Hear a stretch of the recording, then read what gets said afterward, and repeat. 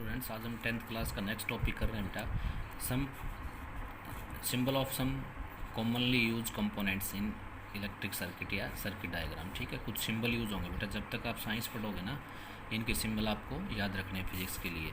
तो यहाँ पे सीरियल नंबर दिया है, यहाँ पे कंपोनेंट दिया है और यहाँ पे उसका क्या है सिंबल होगा। सबसे पहला इलेक्ट्रिक सेल बेटा, सेल का जिक्र बार बार करते हो। सेल के दो टर्मिनल होते हैं, एक प्लस होता है दूसरा माइनस होता है। तो प्लस को हम देखिए दो लाइनें खींची हमने, जो बड़े वाली लाइन है प्लस को रिप्रेजेंट करेगी और छोटे वाली लाइन है किसको रिप्रेजेंट करेगी बेटा, माइनस को। दूसरा आता है बेटा बैटरी, यानी बैटरी में क्या होता है मोर देन वन सेल होते हैं बेटा। मोर देन वन सेल क्या बन जाती है बैटरी। तो देखिए यहाँ पे एक सेल लगी हुई थी, यहाँ पे एक सेल ये लगी है, एक ये लगी है और एक ये लगी है, तो ये 3 सेल की बैटरी बन गई बेटा आपकी। ठीक है, ये देखिए कैसे जोड़ेंगे, एक सेल का प्लस, ठीक है एक सेल का प्लस है और इस सेल का माइनस है, अगले सेल का क्या जोड़ेंगे प्लस। ठीक है, यानी एक का प्लस दूसरी का माइनस, अल्टरनेट जोड़ते जाएंगे बेटा। एक बड़े वाले लाइन प्लस है, छोटे वाले क्या है माइनस, ऊपर बता दिया हमने। ये बड़े वाले क्या है प्लस, छोटे वाले माइनस, बड़े वाले प्लस छोटे वाले माइनस।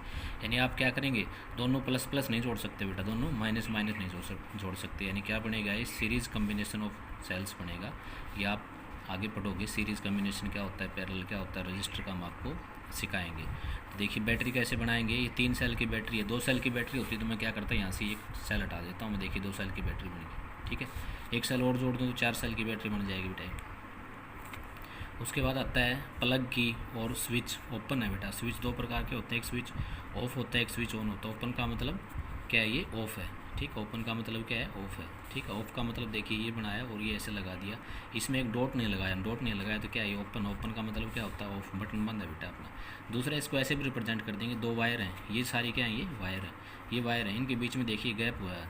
ठीक है, जब हम स्विच ऑफ करते हैं ना इंस्ट्रूमेंट का तो ऐसे ही गैप बनता है, एक वायर उसमें से कट हो जाती है। एक वायर कट हो जाएगी तो करंट या चार्ज फ्लो करना बंद कर देगा सेल से या बैटरी से। अगला आता है बेटा प्लग की और स्विच, क्लोज स्विच है। अभी क्लोज का मतलब क्या होता है ऑन, क्लोज का मतलब साइंस में क्या होता है ऑन। ओपन का मतलब क्या होता है ऑफ होता है। देखिए ये वो एक की बनाया हमने ऊपर वाले, उसके बीच में एक डॉट लगा दिया, इसको ऑन कर दिया अपन। ठीक है, और इसके हिसाब से बढ़ाएंगे तो इन दोनों वायर में जो स्विच था इसको ऑन कर रखे, यानी टच कर देंगे इस वायर से। अब इसमें करंट या चार्ज क्या करेगा, फ्लो कर जाएगा।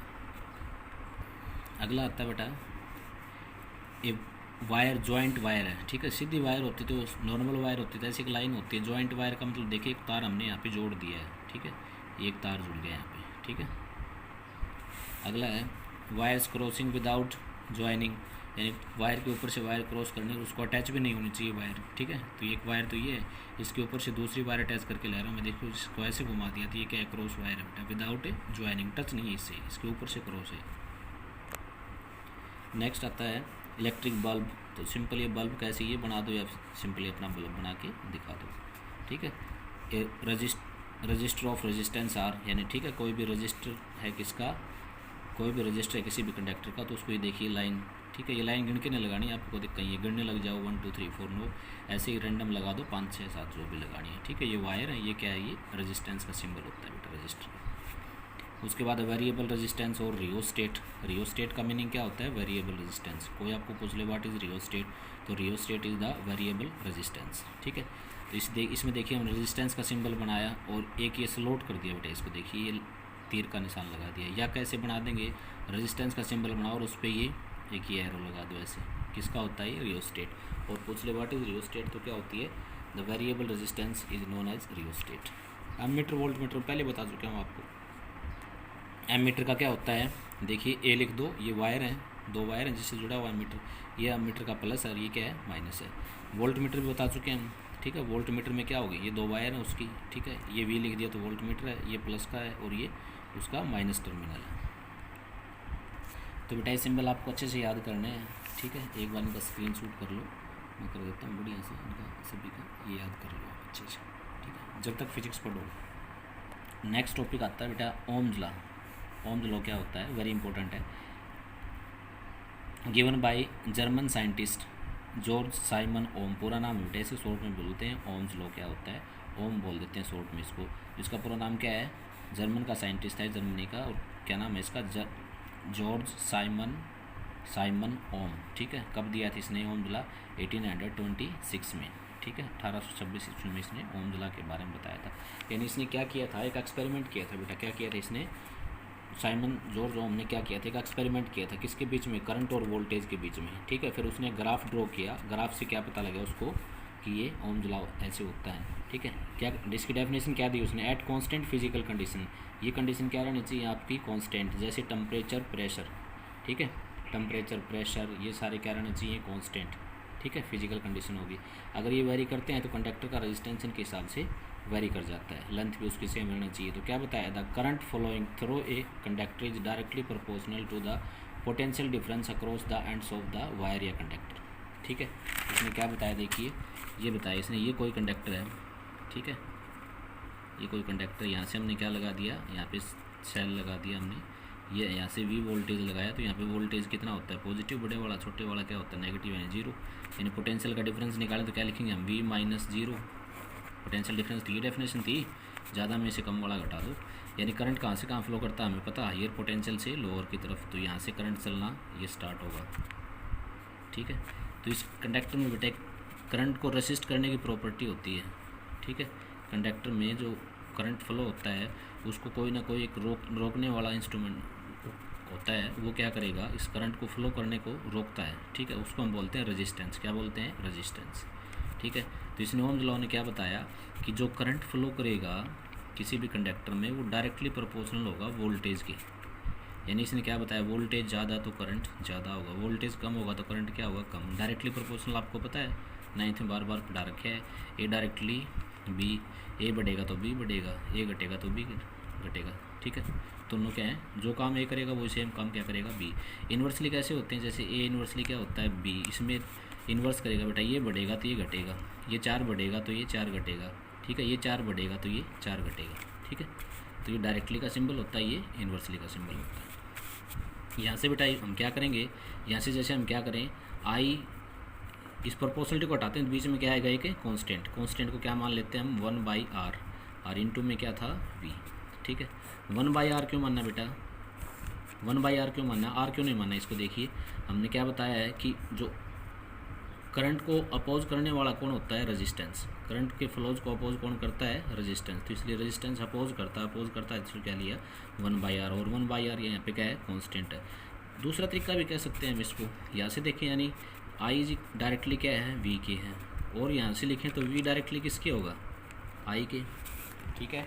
देखिए इसमें पहले करंट फ्लो करेगा या पोटेंशियल का डिफरेंस होगा बेटा, तो पहले करंट फ्लो नहीं करेगा, करंट कब फ्लो करता है, हमेशा जो पोटेंशियल का डिफरेंस होता है। तो वोल्टेज यानी पोटेंशियल डिफरेंस डायरेक्टली प्रोपोर्शनल होगा करंट के, ठीक है। अब यहाँ से हटाएंगे तो वही डेफिनेशन आ जाएगी, क्या आ जाएगी, V इज इक्वल टू क्या लिखेंगे हम, प्रोपोर्शनली घटाते हैं, बीच में कांस्टेंट आएगा, इनटू में आई आएगा, ठीक है। यानी V इज इक्वल टू क्या आ गया, IR, यहाँ पे R क्या चीज़ है, प्रोपोर्शनलिटी कांस्टेंट, और नॉन एज द रेजिस्टेंस, ठीक है। R क्या चीज़ है, प्रोपोर्शनलिटी कांस्टेंट, और is known as the resistance of the conductor या मटेरियल, जो भी हमने यूज़ कर रखे हैं, जो R लिखे थे, ठीक है। यहाँ से मैं R की वैल्यू निकालूँ तो देखिए कितनी आएगी, R इज इक्वल टू क्या बनेगा, V/I, R is equal to क्या बनेगा, V/I। यहाँ से मैं R की वैल्यू निकालूँ, दोनों से निकाल देंगे, दोनों से सेम है। यहाँ से R की वैल्यू निकालूँ तो मैं R ऊपर चला जाएगा, V तो यहीं पे था, ठीक है, और I क्या आ जाएगा, इसके डिवाइड में आ जाएगा। देखिए दोनों वैल्यू सेम है बेटा, ये देख लो, सही है, देखो दोनों डेफिनेशन क्या है इसकी करेक्ट। इसके बाद हमने क्या कहा, जो हम कर रहे थे यहाँ पे देखिए, इसने ये बताया आई डायरेक्टली प्रोपोर्शनल वी, और लिख दिया हमने वी डायरेक्टली प्रोपोर्शनल क्या होगा, आई, ये कोई कंडक्टर ले लिया, इसमें ये पोटेंशियल का डिफरेंस है, आई करंट फ्लो करता है, आर कंडक्टर का रेजिस्टेंस है। तो यहाँ से वी प्रोपोर्शनलिटी घटाओ तो बीच में आर आएगा, R is a constant called resistance of the conductor, ठीक है। आर क्या है, रेजिस्टेंस ऑफ द कंडक्टर। इसमें बेटा इनका ग्राफ खींचेंगे हम, for ohmic conductor graph is always straight line. देखिए वी आई ग्राफ है, यहाँ पे क्या ले लिया, वी ले लिया बेटा, यहाँ पे क्या ले लिया, आई। यहाँ पे करंट 1 एम्पियर है, 2 एम्पियर है, 3 एम्पियर है, 4 एम्पियर है। यहाँ पे वोल्टेज कितना है, 2 एम्पियर, 4 एम्पियर और 6 एम्पियर, ठीक है। तो ग्राफ क्या रहेगा इसका, हमेशा स्ट्रेट लाइन रहेगा। आप कहीं से भी रेजिस्टेंस निकाल लो बेटा, इसका स्लोप जो हो क्या देगा, हमें रेजिस्टेंस देगा। The slope of V I graph give the resistance, the slope of V I graph give the resistance. अगर स्लोप ज़्यादा है तो रेजिस्टेंस क्या होगा, ज़्यादा, अगर स्लोप कम है तो रेजिस्टेंस क्या होगा, कम होगा। और 9th क्लास में मैंने आपको रेजिस्टेंस निकालना सिखा रखा है बेटा, ठीक है। ये कोई आई है और ये कोई वी को रिप्रेजेंट कर रहा है, और ये ग्राफ जा रहा है, ठीक है।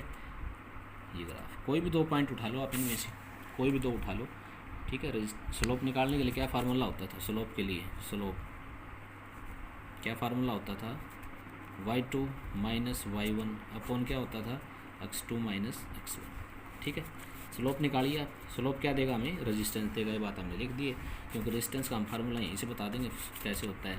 यानी y2 minus y1, y1 axis में क्या है, y एक्सिस में क्या है, देखिए y एक्सिस में वोल्टेज है, यानी क्या लिखेंगे हम, क्या लिखेंगे v2 minus v1 upon x axis में क्या है, देखिए करंट है, करंट है तो क्या लिखेंगे, final current i2 minus i1, इन्हीं के हिसाब से लिख दिया हमने।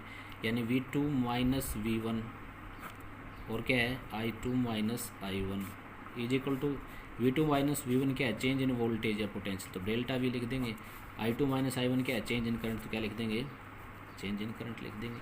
और v अपॉन आई क्या होता है, रेजिस्टेंस, तो v अपॉन आई क्या होता था, r इज इक्वल टू क्या है, v अपॉन आई होता था। ठीक है, यहाँ पे चेंज इन वोल्टेज लगा दें,